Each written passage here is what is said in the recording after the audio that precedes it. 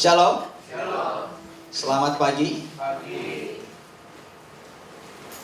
Selamat berpuasa. Oke. Saat ini saya akan sharing sesuatu yang saya pikir kita sebagai gereja Tuhan, sebagai anak Tuhan perlu merenungkan lebih dalam lagi tentang apa yang boleh sama-sama kita belajar saat pagi hari ini. PowerPoint ini bisa dibantu disiapkan. Kita bicara tentang suatu tema atau suatu judul,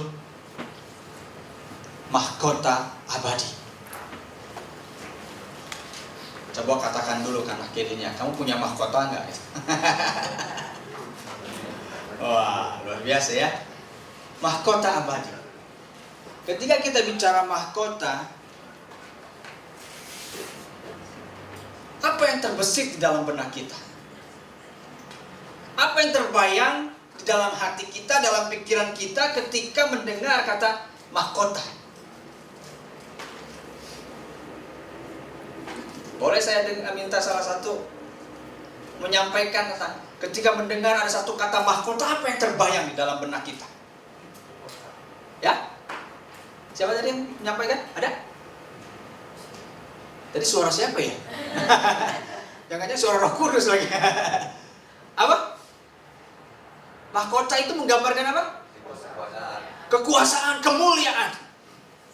Ketika kita bicara tentang bicara tentang mahkota, ada yang harus sama-sama kita sadari dan satu makna yang kayaknya kita perlu sepakat ya. Mahkota menggambarkan tentang kehormatan dan kemuliaan. Slide berikutnya. Di dalam hidup kita, sadar tidak sadar, kita mengejar sebuah mahkota.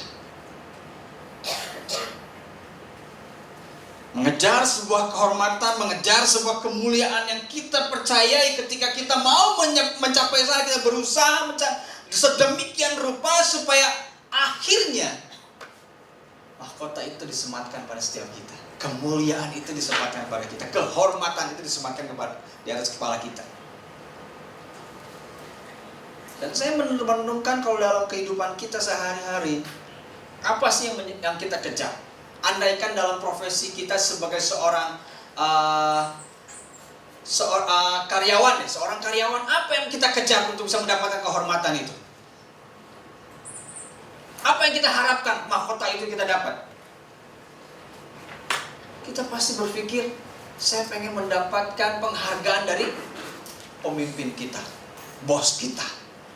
Seorang istri, apa yang kita harapkan sebagai seorang istri untuk mendapat kemuliaan dan kehormatan itu? Kira-kira kalau istri berusaha sesuatu, mengejar sesuatu, mempersiapkan sesuatu di hadapan suami, apa yang dipersiapkan oleh si istrinya?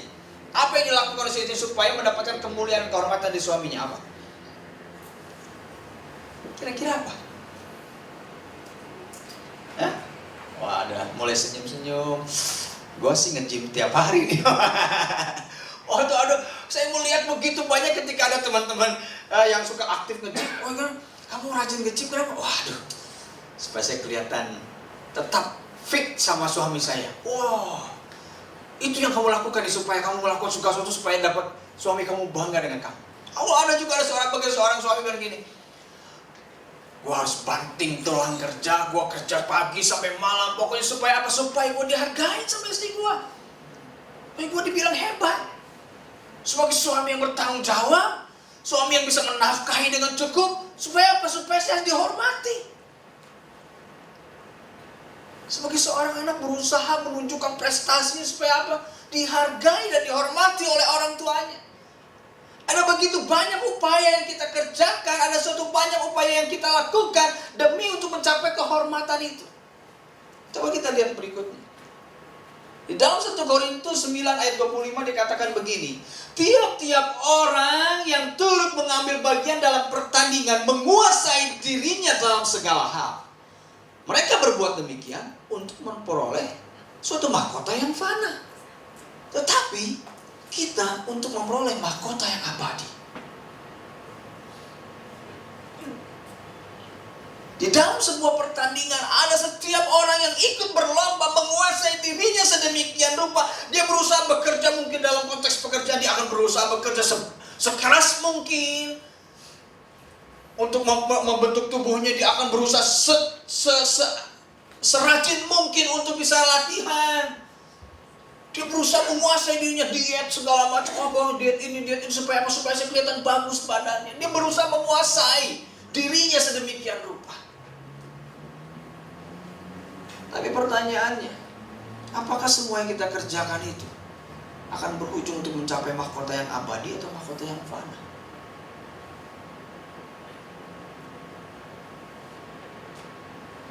Apakah jeripayah yang kita lakukan? Apakah sesuatu tenaga, upaya, daya yang kita miliki kita curahkan terhadap untuk mengerjakan sesuatu? Apakah akhirnya semua upaya itu akan berujung pada untuk memperoleh mahkota yang abadi atau mahkota yang fana?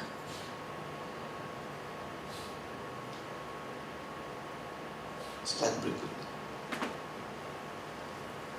Saat ini kita diperhadapkan kepada sebuah pertanyaan.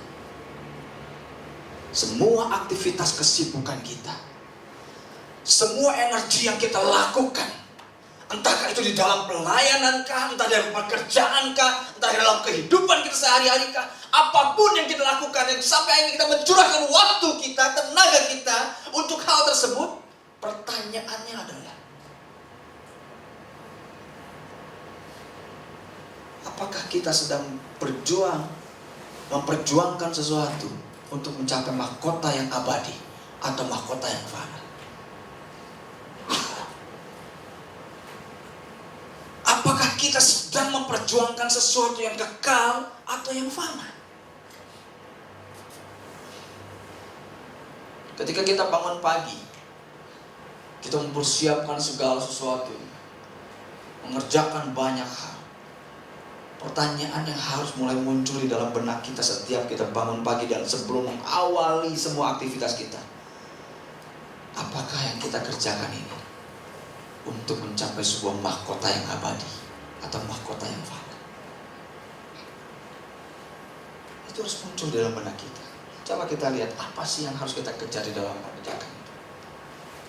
Dalam Filipi 3 ayat 14 dikatakan ini, dan berlari-lari kepada tujuan untuk memperoleh hadiah, yaitu panggilan surgawi dari Allah dalam Kristus Yesus. Kalaupun kita harus mengerjakan sesuatu, kalaupun kita harus mencurahkan tenaga kita, kalaupun kita harus menghabiskan waktu kita, ada satu hal yang harus kita sama-sama sadari.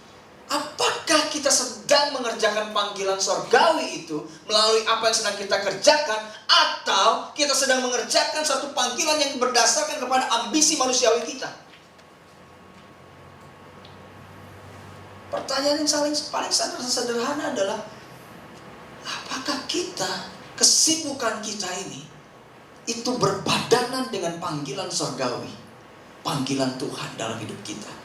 Atau semua itu kita kerjakan hanya untuk memenuhi ego kita, ambisi kita sebagai manusia? Kemasannya bisa beda-beda. Ada yang kerja dari pagi sampai malam demi supaya dapat duit, dihargain orang. Ada juga dalam konteks pelayanan juga dia pengen tujuannya supaya saya pengen dihargai dan dipandang orang. Banyak hal. Pertanyaannya, kalau memang itu berujung kepada ambisi kita, akhirnya mahkotanya fana. Kalau itu berujung kepada hanya pencapaian kedagingan kita, ujung-ujungnya fana. Tetapi ketika kita mengerjakan sesuatu berdasarkan padanan panggilan surgawi kita, berujung untuk bisa mencapai mahkota yang abadi. Kita lihat ayat berikutnya. Dalam Efesus 2 ayat 10 dikatakan begini, karena kita ini buatan Allah, diciptakan di dalam Kristus Yesus. Untuk apa? Melakukan pekerjaan baik yang dipersiapkan apa? Allah sebelumnya, dan Ia mau supaya kita hidup di dalamnya. Sekarang saya tanya begini. Kalau ini, alas ini tuh ada fungsinya nggak? Ketika diciptakan tujuannya untuk apa? Alas duduk. Mic ini tujuannya apa? Salah satu alat yang bisa membantu kita untuk mengeraskan suara. Saya mau tanya lagi, kalau alis ini tujuannya untuk apa ada di sini? Menahan keringat. Kalau bulu halus di hidung, fungsinya tujuannya untuk apa? Kalau saya kebayang kalau seandainya Tuhan ciptakan bulu hidung pertumbuhannya sama seperti pertumbuhan bulu rambut kita. Saya perhatikan begini, Tuhan mendesain hidup kita begitu detail sampai terukur. Alis panjangnya juga nggak boleh melebihi segini ya. Bulu di hidung juga boleh. Bayangkan kalau rambutnya panjang, bulu hidung Coba kita perhatikan apa setiap benda yang ada di sekitar kita, mereka hadir, semua yang ada di sini ada karena sebuah tujuan. Bagian detail di dalam kehidupan kita pun ada karena sebuah tujuan. Nah pertanyaannya, apakah mungkin Tuhan menciptakan hidup kita yang demikian kompleksnya, demikian mulianya, demikian agungnya, demikian dahsyatnya, hadir ke dunia tanpa tujuan? Mungkin nggak? Hidup kita yang begitu dahsyat, ajaib, mulia, didesain semua dan sedemikian kompleksnya, Tuhan cuma, kamu lahir tanggal segini, bulan segini di Indonesia, supaya apa? Supaya memenuhi kuota penduduk Indonesia. Gak ada ceritanya begitu. Gak ada ceritanya begitu. Setiap kita hadir ke dunia ini membawa tujuan ilahinya Tuhan, membawa panggilan surgawi, membawa panggilan mulia yang seharusnya kita kerjakan seperti seorang yang sedang masuk dalam sebuah perlombaan. Yang seharusnya kita sadar bahwa ada sebuah panggilan yang Tuhan pengen kita kerjakan, kita selesaikan, dan kita persiapkan sedemikian rupa selayaknya kita sedang masuk dalam sebuah pertandingan. Panggilan surgawi. Supaya kita tahu ending dari semua perjalanan hidup kita. Kita tahu it's finished. Dan Tuhan mempersiapkan mahkota bagi setiap kita. Tapi masalahnya kan sekarang orang hidup tuh terlalu terdistraksi dengan apa? Target yang dunia bangun, standar yang dunia bangun. Kenapa? Karena dunia ini berpikir bahwa kalau kamu ingin dibilang berhasil sebagai manusia berguna, ukurannya sederhana. Coba aja bayangkan begini. Ketika ada ibu-ibu, kelompok ibu-ibu lagi ngegosip nih ya. Lagi ngegosip, tahu nggak dong? Anak dia udah sukses ya sekarang ya. Berhasil loh dia, hebat loh. Apa yang terbesit dalam benak kita? Gambarannya anak yang sukses itu seperti apa? Wah, kebayangnya apa coba? Oh udah pasti tambah kaya, tambah terkenal, punya posisi yang bagus. Itu kan, itu yang dunia bangun kan. Ketika dibilang dunia memberikan, udahlah kamu gak usah mikir panggilan surgawi, gak usah pikir segala macam, gak usah pikir itu. Yang penting kamu hidup untuk itu. Kaya, terkenal, kalau nggak berkuasa. Itu dibilang kamu sukses kalau kamu hidup. Kalau gitu Yesus gagal. Kalau itu standar yang dibilang sukses, Yesus gagal. Kenapa? Salib adalah tempat paling terkutuk. Di masa itu, orang yang disiksa atau dibunuh dengan cara disalibkan, orang yang paling jahat dan paling terkutuk. Dunia melihat Yesus gagal. Tapi di hadapan Allah, Yesus sukses. Dunia melihat Yesus gagal karena di akhirnya mati tergantung sebagai orang terkutuk. Tapi di hadapan Allah, Yesus sukses menjalankan misinya. Itu sebabnya dengan yakin Yesus di atas kayu salib bilang, sudah selesai. Dia tahu dengan apa dia akan mengakhiri hidupnya. Dia tahu persis finishnya di mana. Dia tahu persis di mana dia start, di mana dia finish. Sehingga ketika dia mencapai finish, Yesus dengan yakin dan berkata di hadapan Bapa, Bapa, sudah selesai.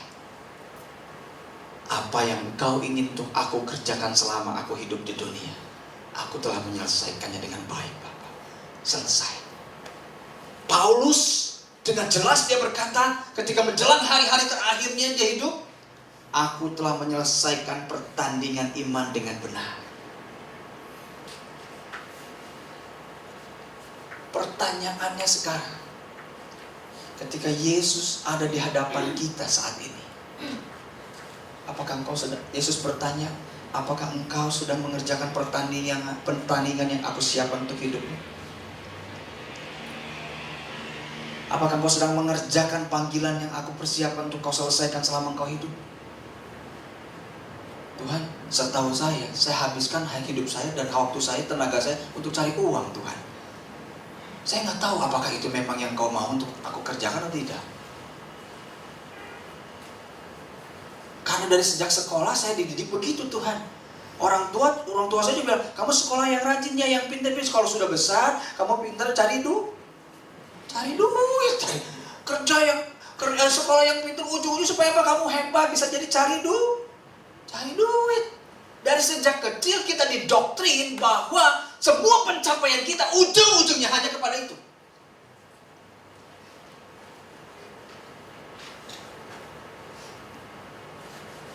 Sekaya-kayanya kita, sebesar-besarnya rumah kita, sebanyak-banyaknya mobil kita, seluas-luasnya rumah kita, rumah terakhir kita cuma 1x2. Semewah-mewahnya mobil kita, sebanyak-banyaknya mobil kita, mobil terakhir kita mobil ambulan. Percaya sama saya. Dan itu tidak dibawa pulang. Semewah-mewahnya rumah kita, rumah terakhir kita cuma 2x1. Sebanyak-banyaknya mobil kita, mobil terakhir kita ambulan. Sehebat-hebatnya gelar kita cuma RIP terakhir. Selesai. Kalau kita semua mengerjakan sesuatu untuk mahkota yang fana, selesai di kuburan. Itu semua nggak dibawa. Tapi kalau kita memastikan apa yang kita kerjakan untuk mengejar sebuah mahkota yang abadi, itu justru akan dibawa kita sampai pada masa kekekalan nanti. Slide berikutnya. Ada sebuah ungkapan yang menarik menurut saya. Kita baca yuk ungkapan ini sama-sama. 1, 2, 3.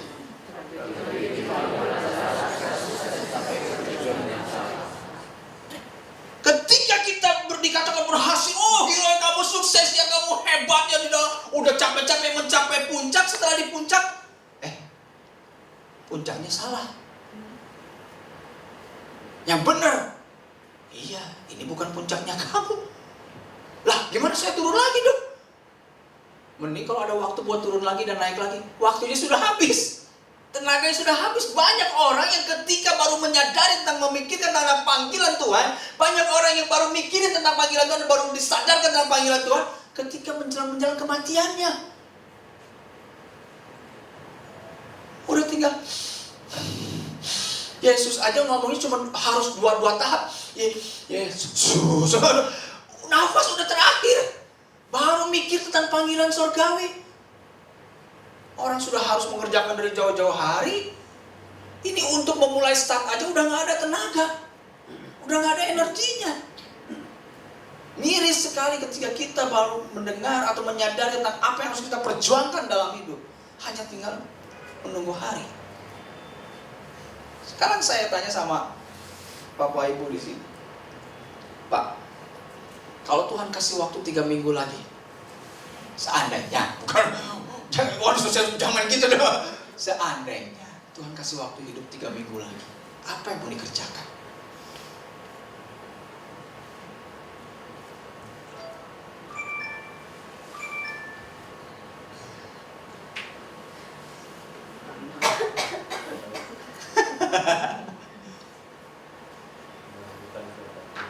Melakukan kehendak Tuhan. Kehendak Tuhan, kira-kira Bapak ada gambaran kehendak Tuhan yang Bapak mau kerjakan itu apa, Pak?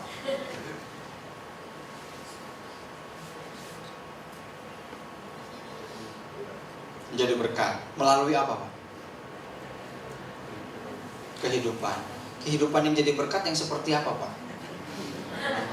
Ya? Menyelamatkan apa, Pak? Dari apa, Pak? Dari perbuatan Allah. Setiap kali saya nanya tentang itu, gak ada tuh. Kalau seandainya Tuhan kasih kesempatan hidup 3 minggu lagi, oh saya pengen ngejar deposito saya sampai 2 miliar. Gak ada tuh. Saya pengen berintis, buka cabang lagi di berbagai tempat kantor saya. Gak ada tuh. Ujung-ujung ketika kita menjelang mati, hari kematian, udah gak mikir lagi tentang yang begituan. Udah gak kepikiran lagi yang begitu, karena dia tahu sebenarnya itu semua gak dibawa pulang. Kita sudah mulai berpikir yang kekal, yang kekal, yang kekal. Mending kalau dikasih tahu sama Tuhan 3 minggu lagi. Kalau gak dikasih tahu, besok ya, udah. Kita udah gak sempet lagi tuh mikirin kehendak Tuhan, bayangkan. Itu sebabnya sejak kita masih diberikan waktu untuk mengerjakannya sekarang, kerjakanlah dengan segenap hati sampai kita bisa memastikan kalau tiba waktunya kita akan mengakhiri hidup kita, kita bisa berkata, Tuhan, apa yang kau ingin untuk aku kerjakan selama aku hidup di bumi, aku telah menyelesaikannya. Dikasih tahu 3 minggu lagi masih mending dikasih tahu. Kalau nggak dikasih tahu, boro-boro udah gak kepikiran, oh akan mengandalkan Tuhan, nggak ada tuh. Masih mending dikasih 3 minggu lagi. Tapi persoalannya kan Tuhan gak ngomong itu. Itu sebabnya selagi masih ada waktu, masih ada nafas untuk kita hirup, kerjakanlah panggilan Tuhan itu. Kerjakanlah panggilan surgawi itu. Mudah-mudahan kita mengerjakan dengan sungguh-sungguh sampai akhirnya kita finish di garis akhir seperti yang Tuhan rencanakan buat hidup kita. Kita nggak mau kan dikatakan udah capek-capek mendaki gunung, setelah di puncak dibilang itu bukan puncak yang harus kamu daki. Udah ngabisin tenaga, ngabisin waktu, udah nggak tentu belum bisa balik lagi. Coba lihat slide berikutnya. 1 Korintus 9 ayat 26 dikatakan, sebab aku tidak berlari tanpa tujuan dan aku bukan petinju yang sembarangan memukul. Banyak orang sibuknya sibuk luar biasa, wah sibuk sana, sibuk sini. Begitu ditanya sebenarnya apa sih ujung-ujungnya, apa yang kamu cari dari kesibukan kamu? Apa ya? Gak tahu gue juga. Yang penting sibuk aja lah. Ketika ditanya ke hati yang terdalam, sebenarnya apa sih artinya kamu? Apa sih yang kamu kejar? Kamu bangun pagi pulang malam, bangun pagi pulang malam untuk mengejar. Ketika ditanya itu, apa yang kamu kejar? Kau juga nggak tahu ya. Yang penting kerja aja cari uang. Itu sama seperti dengan petinju yang sembarang memukul.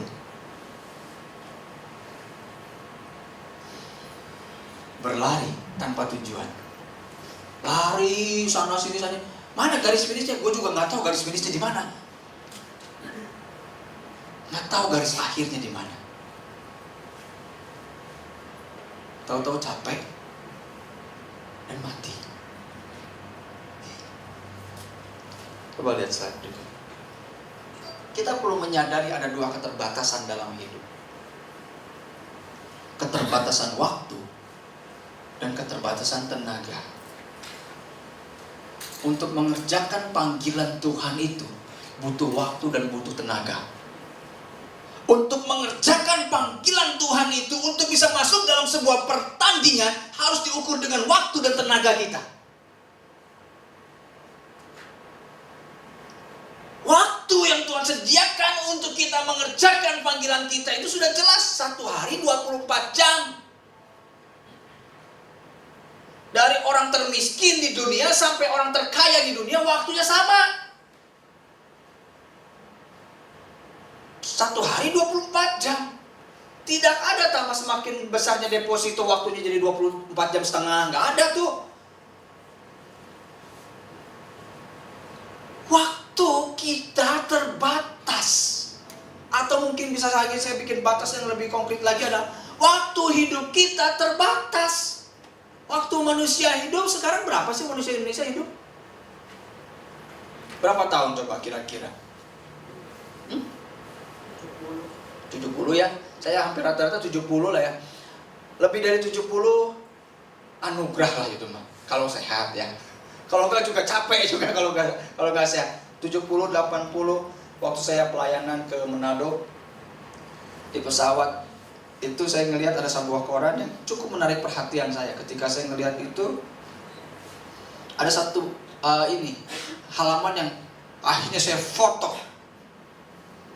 Itu di kolom berita duka. Ngapain foto berita duka ya? Tapi ada yang menarik saya lihat di sana. Itu di situ digambarkan begini. Ada dua berita duka yang dipasang berdampingan. Yang satu omah umur 91 tahun. Yang satu lagi anak muda laki-laki umur 22 tahun. Yang satu kecepatan hidup, kependekan hidup, yang satu betah hidup di dunia. Apa yang saya belajar di situ? Iya ya Tuhan, ternyata hidup seseorang tuh gak bisa ditentukan kapan akhirnya. Kita gak pernah tahu kapan kita berakhir. Bisa besok, bisa kapan. Yang pasti akan berakhir. Dan yang pasti juga kita gak akan sampai hidup lebih dari 100 tahun. Itu sebabnya di hari ulang tahun, selain kita bisa merayakan berulangnya tahun, kita juga harus bersedih karena waktu kita sampai ke sana semakin dekat. Iya dong, 100 tahun mau sampai gimana juga, ujung-ujungnya pasti sampai juga. Ujung-ujungnya pasti sampai, setiap tahun pasti sampai ke sana. Nggak mungkin kita lewat-lewat lebih jauh dari situ. Nggak ada. Berarti kita perlu menyadari akhirnya, endingnya akan ketemu dalam hidup kita. Mau kapanpun, persiapkanlah dirimu. Persiapkan diri kita. Kalau sampai akhirnya, endingnya sampai. Kita tidak punya tenaga yang selalu fit. Dulu aja saya masih SMA, naik motor, wah ngebut-ngebut, gak pakai jaket, hujan-hujanan, besoknya masih sehat juga tuh. Sekarang boro-boro, buka jaket langsung flu. Naik motor kalau gak pakai flu. Itu saya menyadari, iya yang memang gak bisa dipungkiri, tenaga kita semakin lama semakin merosot loh. Dan mengerjakan panggilan Tuhan itu butuh waktu dan butuh tenaga. Jangan sampai kita sadar mengerjakan panggilan di saat waktunya sudah mau mepet, tenaganya sudah mulai loyo. Ada begitu banyak orang, aduh sebenarnya kalau saya dikasih waktu lebih panjang, tenaga lebih, saya pengen mengerjakan ini, banyak dikerjakan, tapi masalahnya saya udah gak ada waktu lagi ya. Tenaga juga udah habis. Udah gak bisa lagi, saya pengen kesana kesini, gak ada tuh. Dan kita sadari, waktu dan tenaga kita terbatas. Jangan sia-siakan itu. Jangan sia-siakan itu.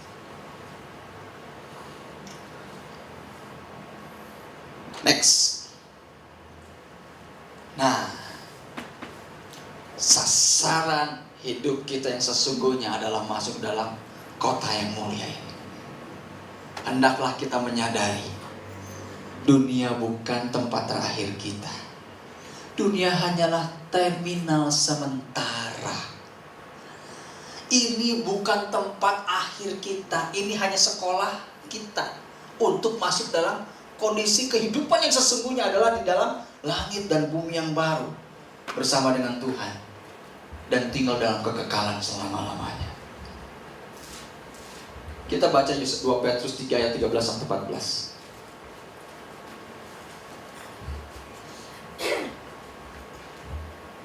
2 Petrus 3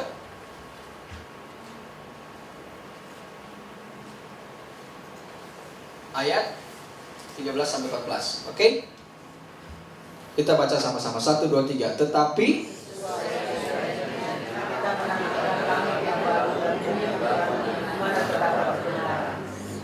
sebab itu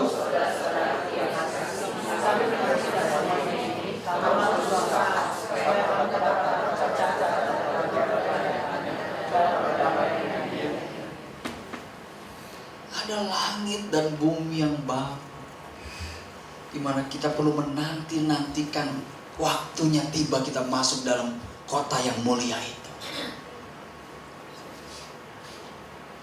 Ada satu fase kehidupan yang jauh lebih agung, yang lebih mulia, di mana Yesus akan menjadi satu sosok guru kebenaran.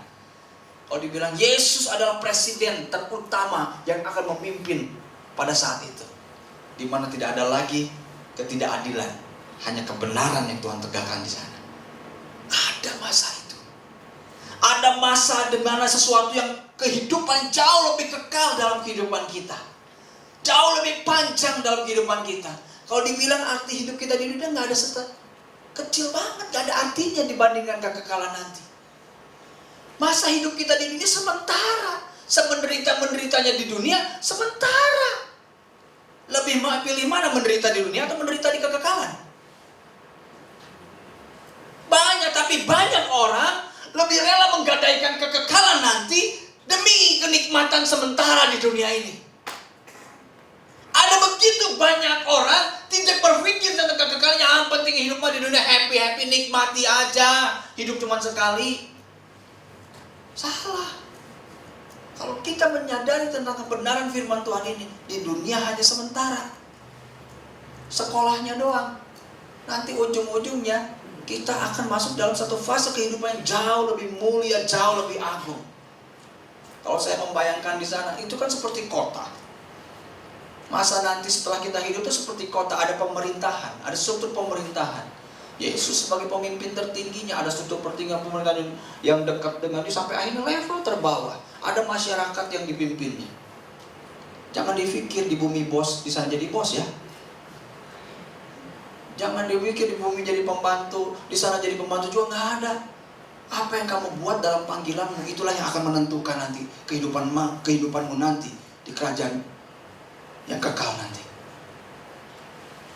Jadi kalau kita pikir masa di dunia adalah sekolahnya untuk mendapat posisi yang penting nanti di masa kekekalan nanti. Caranya gimana? Kerjakanlah panggilan. Kerjakan panggilan. Selesaikan panggilan. Oke, next.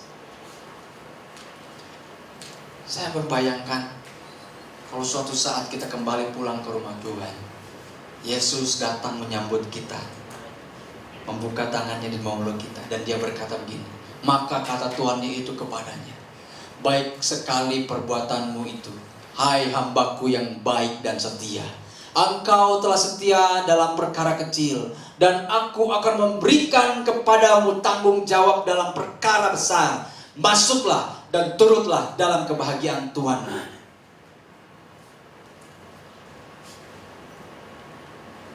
Apakah kita memimpikan atau menanti-nantikan atau merindukan satu waktu di mana ketika kita kembali ke rumah Tuhan, Yesus akan berkata kepada setiap kita, baik sekali perbuatanmu, anakku.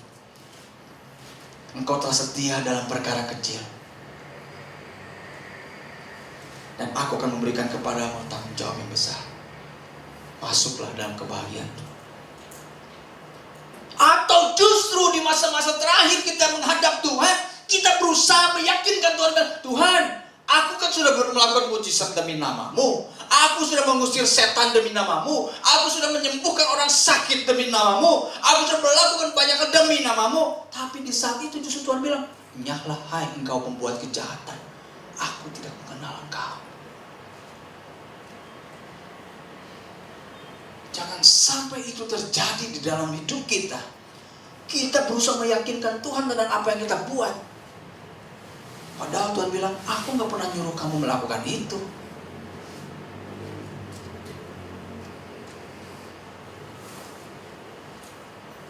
Kalau saya percaya begini, di dalam kehidupan kita itu ada beberapa dimensi, segmen area yang harus kita sama-sama genapi. Ada orang yang terpanggil, memang Tuhan panggil menjadi terang, garam, dan memuliakan nama Tuhan melalui apa? Dunia usaha. Lakukanlah pesannya itu, lakukanlah perannya itu dengan sebaik mungkin sampai nama Tuhan dipermuliakan di sana. Ketika Tuhan memanggil kita untuk melakukan itu, orang yang terpanggil untuk menjadi terang dan garam di dunia usaha tidak akan menjadi lebih rohani menjadi pendeta. Tidak akan menjadi lebih rohani. Demikian juga dengan seorang pendeta yang dipanggil untuk melayani secara penuh, untuk bisa memperjuangkan hidup jemaat secara full time, tidak akan menjadi lebih terhormat dengan dia menjadi pengusaha. Demikian juga dengan seorang yang dipanggil menjadi berkat di dalam dunia hukum dan politik. Jadi berkatlah di sana. Bawa terang Tuhan di sana. Nyatakan kemuliaan Tuhan di sana. Sampai dunia melihat di dalam dunia politik ada orang-orang yang takut akan Tuhan.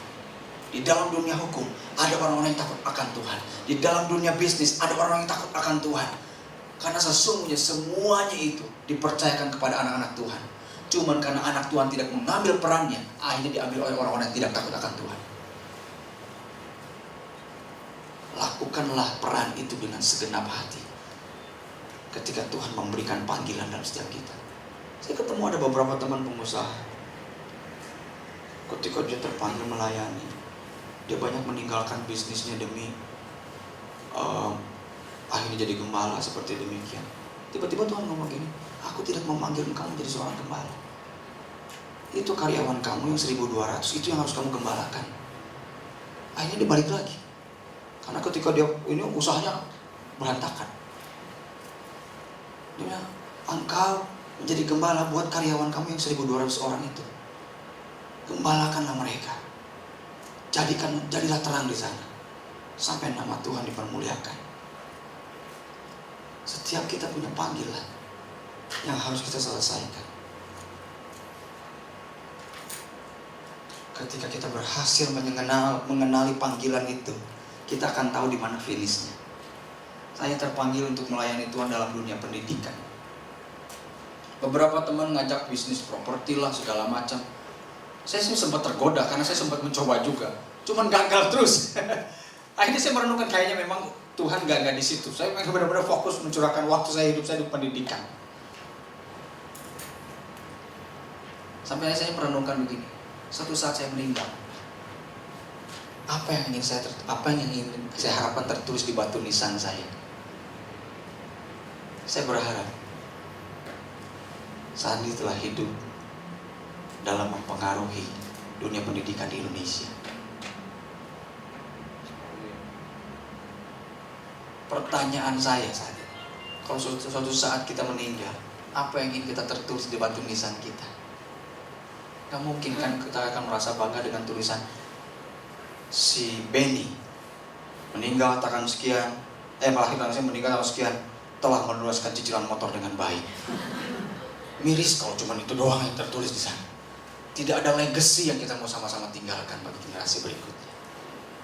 Apa yang ingin tertulis di batu nisan kita suatu saat kita meninggal, yang bisa diwariskan untuk generasi yang akan datang. Next.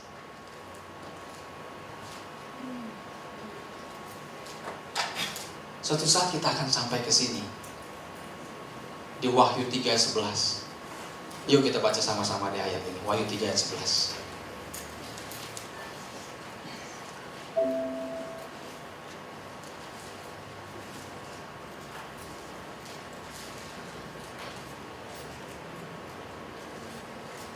Oke, sudah dapat? Kita baca sama-sama. 1, 2, 3.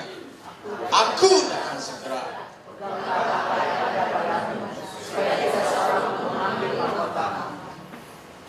Yesus akan datang segera. Tuhan akan datang segera. Jaga mahkotamu, supaya jangan sampai ada orang yang mengambil mahkota kita. Masalahnya, tahu nggak kita mahkota yang harus kita jaga apa? Kalau panggilan kita aja kita nggak tahu. Tapi dalam sebuah gelanggang pertandingan ada yang memang atlet di bidang apa? Renang, lari, bulu tangkis, macam-macam kan? Atlet aja ada macam-macam. Nggak mungkin ketika dia sebagai atlet renang, oh kamu juara sebagai dapat piala apa? Bulu tangkis gitu kan, nggak jelas. Mahkota yang mana yang harus kita perjuangkan? Mahkota yang mana yang harus kita untuk capai? Kenali panggilan. Sama seperti saya ketika saya mulai menyadari panggilan Tuhan ketika saya kuliah semester 5.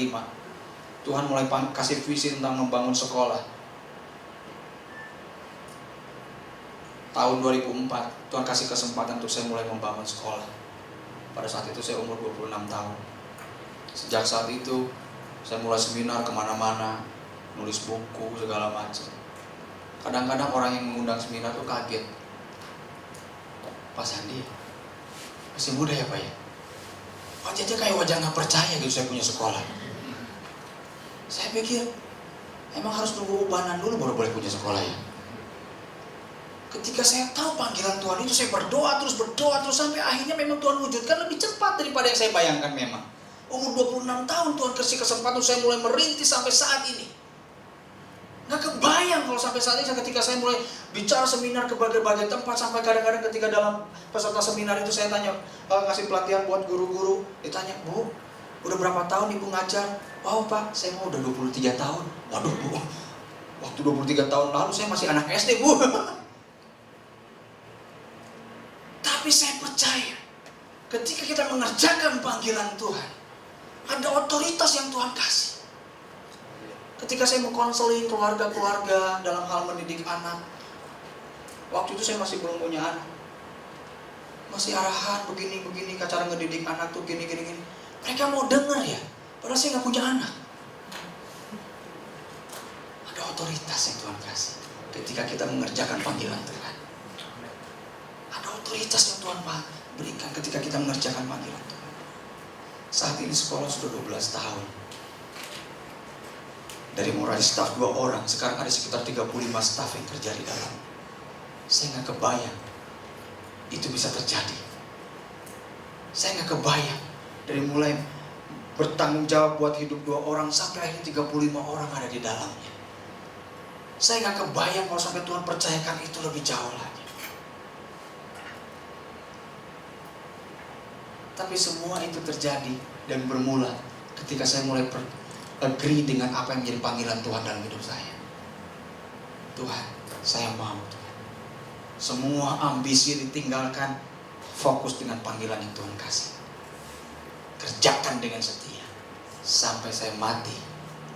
Saya pengen mati dikenal sebagai seorang yang berpengaruh dalam dunia pendidikan di Indonesia.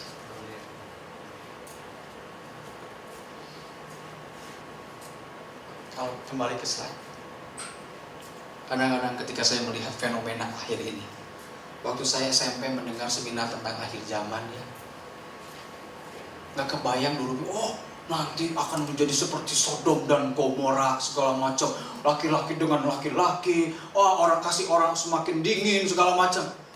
Saya pikir zaman SMP dulu, itu menjauh. Nggak tahu saya kapan, mungkin nggak kebayang lah itu akan terjadi. Saya nggak menyangka kalau itu terjadi di zaman saya. Saya nggak menyangka kalau itu terjadi saat ini. Di generasi kita hidup. Bahkan saya pun belum sampai punya cucu. Itu sudah saya lihat kenyataan itu tentang tanda-tanda zaman, tanda-tanda kedatangan Tuhan yang kedua kalinya. Sudah dekat. Sudah dekat. Di negara tertentu pendeta yang tidak mau mentahbiskan orang yang menikah sesama jenis, dihukum, dipenjara, dipidanakan. Bahkan saya mendengar berita di London, ada seorang penjual cake, dia akhirnya dipidanakan gara-gara apa? Dia tidak mau melayani mereka yang menikah, pesan kue pernikahannya itu laki-laki dengan laki-laki. Si penjual cake-nya nggak mau, saya nggak mau begitu. Akhirnya yang mau calon mempelai itu mengadukan bahwa dia tidak diperlakukan setara, dipidana si penjual cake. Dan mirisnya apa yang lagi sekarang terjadi? Baru-baru ini PGI sedang mengeluarkan sebuah statement setuju dengan adanya LGBT itu. Di bangsa kita sedang terjadi. Setiap kali saya aktif dalam kegiatan camp pelajar-pelajar. Entahkah di Bandung, kemarin baru diadakan di Bandung, di pulau-pulau, bahkan ke beberapa negara lain. Di camp itu, setiap kali camp, di situ ada satu fase, ada satu waktu di mana setiap anak boleh menuliskan dosa keterikatannya. Gak usah nulis namanya. Yang penting apa yang paling kamu ngerasa pengen terlepas dari situ. Setiap kali camp selalu ada paling tidak satu. Mereka menyatakan, saya suka sesama jenis. Itu zaman kita sekarang. Saya punya teman aktif dalam kegerakan anti aborsi, kemarin baru masuk di Kick Andy. Waktu saya berkunjung ke tempatnya, saya miris ketika melihat ada seorang anak 12 tahun sedang menyusui bayinya. Bayangkan 12 tahun, seorang anak sebelum lulus SD sudah punya anak. Itu terjadi di depan mata kita zaman ini. Apa yang mau saya sampaikan? Emang Tuhan sudah mau datang segera. Tuhan sudah mau datang. Kedatangan Tuhan sudah semakin dekat. Apakah kamu mau asik-asik saja? Apakah kita mau asik-asik saja dengan daging kita, ambisi kita, yang akhirnya itu fana, yang akhirnya itu tidak dibawa nanti, semua berujung kepada kefanaan. Semewah-mewahnya rumah kita, cuma 2 kali 1 akhirnya. Sebanyak-banyaknya mobil kita, cuma mobil ambulans yang kita pakai terakhir. Sebanyak-banyaknya gelar kita, cuma RIP yang terakhir kita pegang. Semua berakhir dengan sirna. Hanya apa yang kita persiapkan untuk kekekalan lah yang akan kita bawa. Pergunakan waktu kita, karena waktu kita sangat singkat. Kita tidak tahu kapan kita akan mengakhiri hidup kita, pertandingan hidup kita. Tapi yang pasti, orang yang tahu panggilannya, mengerjakan dengan setia panggilannya, akhirnya dia akan diberikan mahkota yang abadi yang dari Tuhan. Kebayang ketika momen dimana kita menghadapi Raja saat ini. Kita menapaki tangga, dipanggil nama kita, dan Tuhan mempersiapkan mahkota bagi kita. Engkau tersetia dalam perkara kecil, dan aku akan membawa pada pertanggungjawaban perkara yang lebih besar. Pikirkan kekekalan, di mana kita akan mendapatkan mahkota yang abadi, yang akan membawa kita pada kebahagiaan yang kekal. Kita berdoa.